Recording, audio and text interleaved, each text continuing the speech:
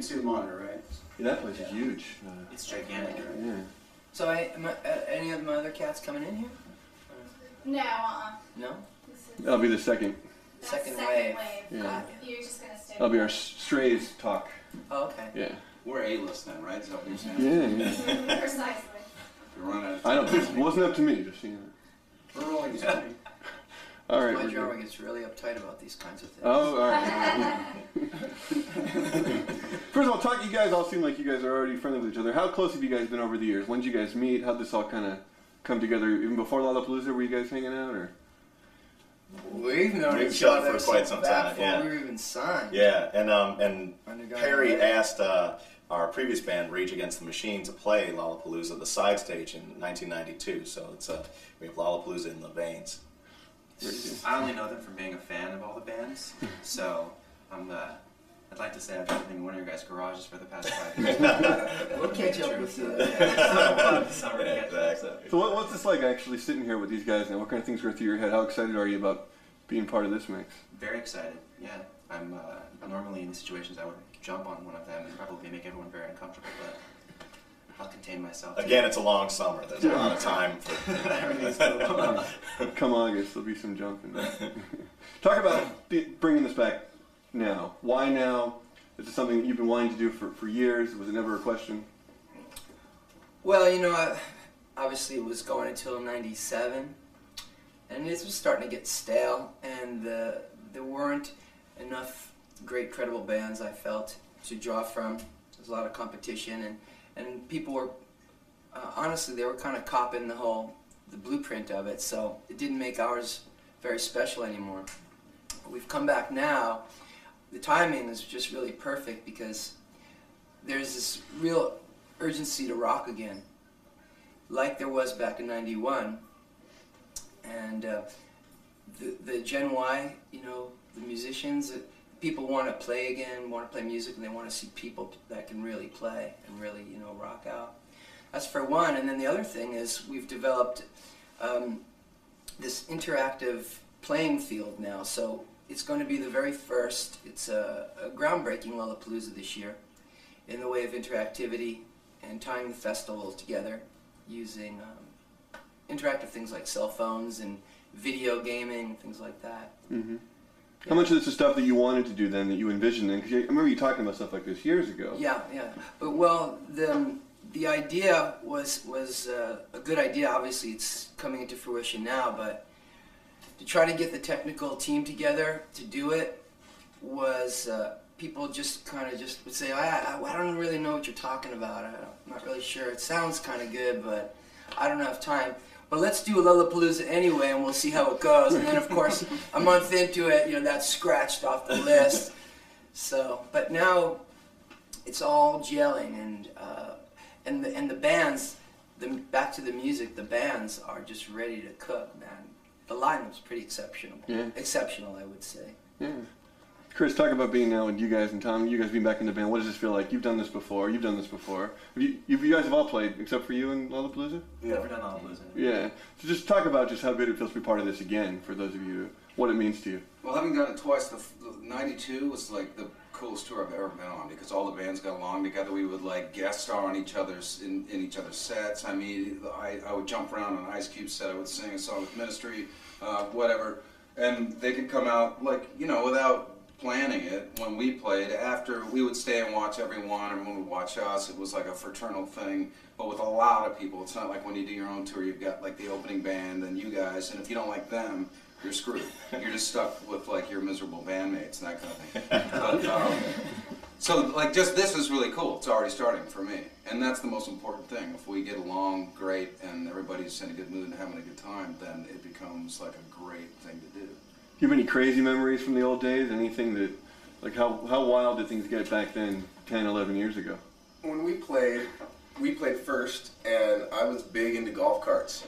And so it became like this sort of a crazy golf cart summer for me. I have to be honest with you, I loved the music and I would always check the bands, but then I was always looking for golf carts. And so I've heard that the level of golf carts has gone way up in the last Timmy in the past has set land speed records in several southern states with golf carts. I got a feeling that some of those are going to be shredded this summer. Yeah. Wow. And how great is it for Audioslave to be seen now this summer? You guys have been developing a bigger fan base based on the past, but now to be known as who you are now. What are you looking forward to? Well, when Lollapalooza first came out, it was by far the most important concert tour to ever go across America. It broke down barriers between genres. There was 9 Inch Nails and Ice Cube on the same stage, and nothing like that had ever happened before. We take for granted now that kids can be fans of metal and alternative music and hip-hop, but that did not exist before Lollapalooza, and it really brought together cutting-edge bands and a lot of big ideas too. There's like a political concourse you could check out. You could become educated or join organizations.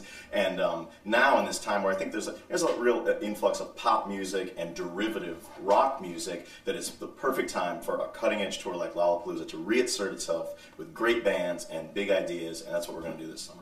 I think it's always good to try to mix it up. I mean, I remember it was just before the first Lollapalooza where I think I was watching Monterey Pops or something, the footage, and it was the Who, and then it went into Otis Redding. And to me, it's like, that made perfect sense. It was great. And Otis Redding had as much rock energy as all of the Who. And I was thinking, why can't you do that now? And there's no can't, it's just that nobody thinks of it. And in '92 to see Ice Cube get up and get like 20,000 white kids jumping up and down and do every single word to his raps. That was the same thing. That was awesome. And it can't. But somebody has to have the idea. Somebody has to make it happen. Because for some reason, it's not the norm. Certainly. We take it for granted now, but Lollapalooza introduced to America Pearl Jam, Rage Against the Machine, Tool, 9 Inch Nails, Smashing Pumpkins, Primus. Yeah, Fishbone. I mean, just like it's all the bands that mattered, for an entire decade. Their first major exposure was via Lollapalooza. And one of the things that's very exciting about this year is not only is there a great rocking party on the main stage of these bands here and Queens of the Stone Age, Perfect Circles playing some shows, the Donnas, Cold, but the side stage as well. I mean, there are bands on that stage who we're going to be talking about 10 years from now. So. Yeah. Hey, you guys give us some of those names, so we'll be able to use it if you guys are talking about them. Yeah. What bands are you proudest of having touring with you? On second stage? Yeah. I'm looking forward to hanging out with the Distillers, because I just was hanging out with Brody, and she seems like she's pretty wild girl, but sweet, deep sweetness. And the Superstars of Belly Dance. Yeah. These ladies come out of Turkey, but they're accompanied by electronic break beats and this Turkish singer who's like the ace Turkish singer out of Turkey. And then you. There's some. I got a list too. I'm really looking forward to the Mooney Suzuki, who are phenomenal rockers, and the Music, which is great. They're really great. And Burning Brides, who Audioslave toured with around the West. Yeah, they're great. Yeah, really great people and a great band. So there's a lot of bands that I'm going to be on Timmy's golf cart heading over to the second stage. The Kings of Leon, those guys. The Kings of Leon, they're like this country rock band.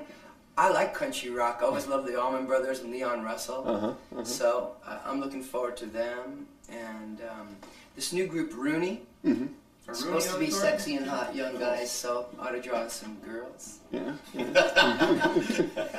What do you take away from these guys? What kind of experience? Do you look up to them in certain ways? How excited are you about spending so much time with them? Absolutely. I mean, it's going to be the biggest thing is just to go out and play music, like we've been saying, and watching bands who you enjoy and respect does wonders for your own art as well, because it pushes you in good ways, to try and do better and do more and stuff. So, but a lot of these bands I haven't seen as well. I've seen Audioslave once. I've seen Jane's Addiction many times. Very excited to see them. Queens of the Stone Age, I'm a big fan of. I've actually never seen Jurassic 5 play before, or the Donnas. So actually, most of these bands I've never been able to watch. So it's going to be really inspiring, very inspiring summer. And luckily, we're writing a record right now, so I get to go and I'll be beside the stage the Distillers, A minor.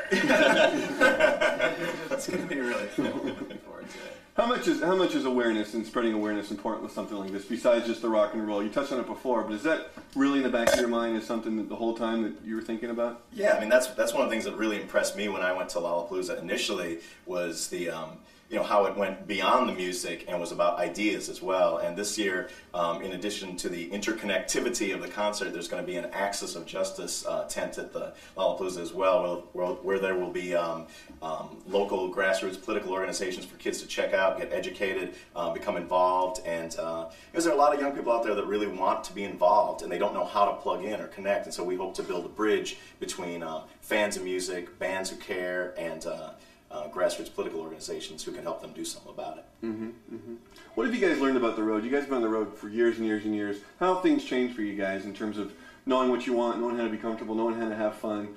You guys just put into words your life now on the road, how it was different from, say, 8 years ago or so. I don't get loaded. I used to get loaded non-stop, and it's hard. It makes everything hard. And you don't have that much fun. So, like, now I do it sober, and it's way more fun. That's, like, the main change for me.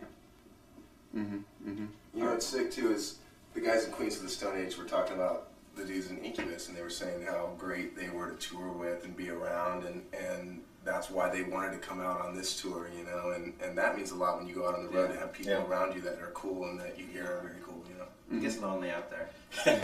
So it is, like he was saying before, it is important to, be out with bands whose company you enjoy, because otherwise it can get kind of desolate. You have your tour bus. Hopefully your best friends are in the band with you, but sometimes you have to branch out from that.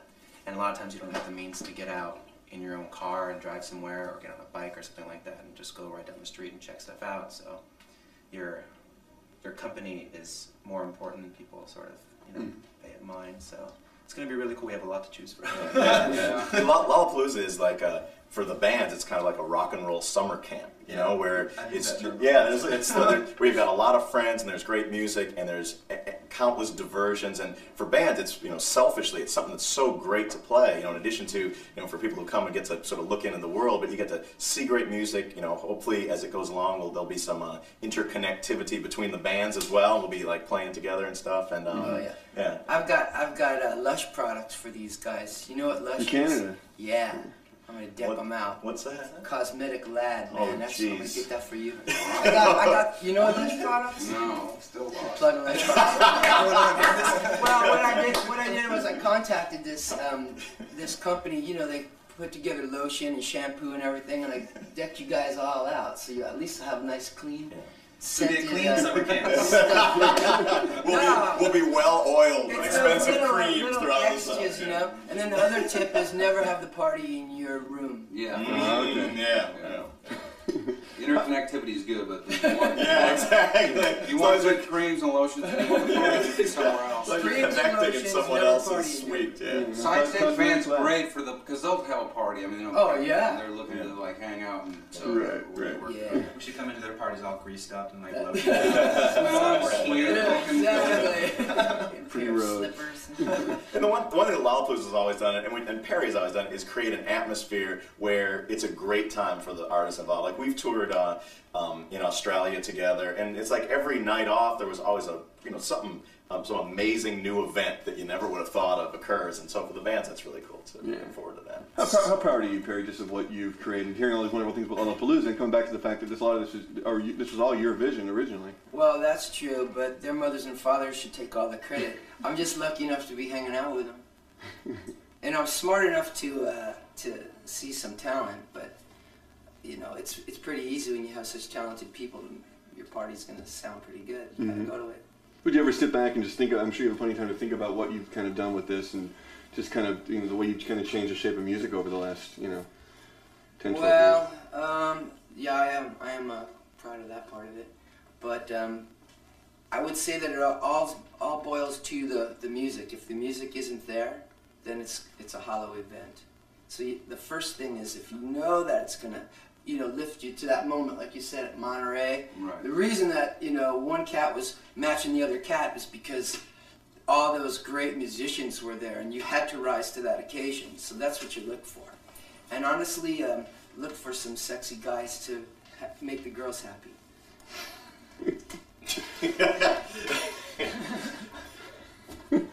Chris agrees.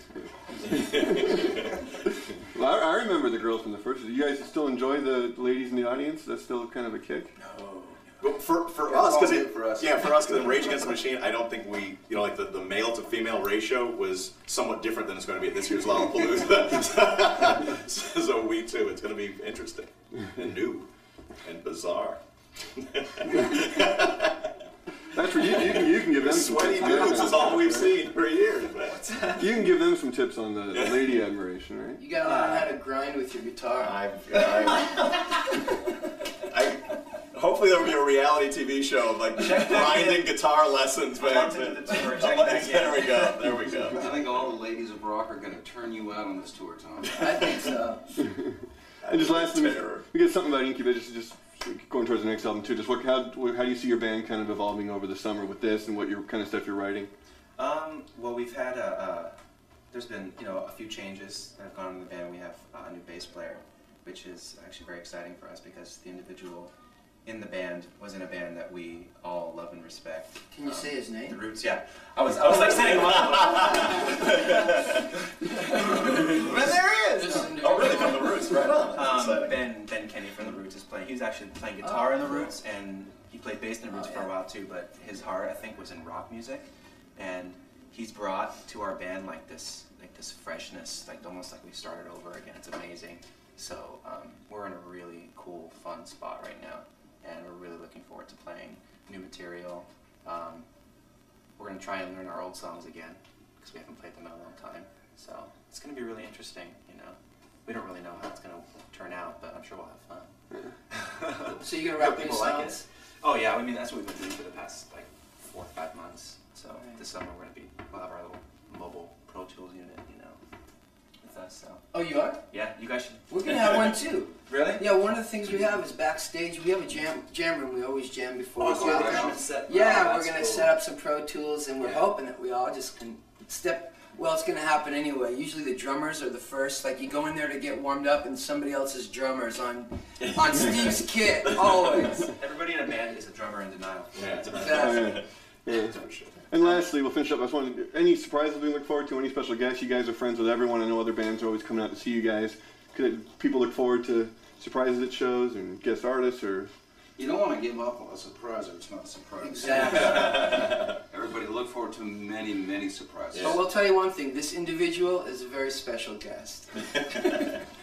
There we go. Great. You guys are great. Thank you very much. Thank you very much. Now we stay or go?